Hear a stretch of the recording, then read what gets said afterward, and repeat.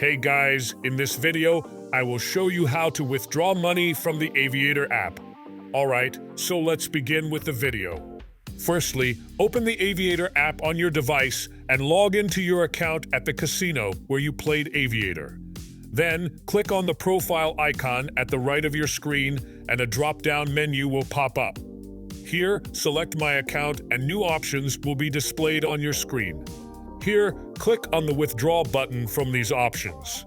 Next, all you have to do is enter the amount of money you want to withdraw.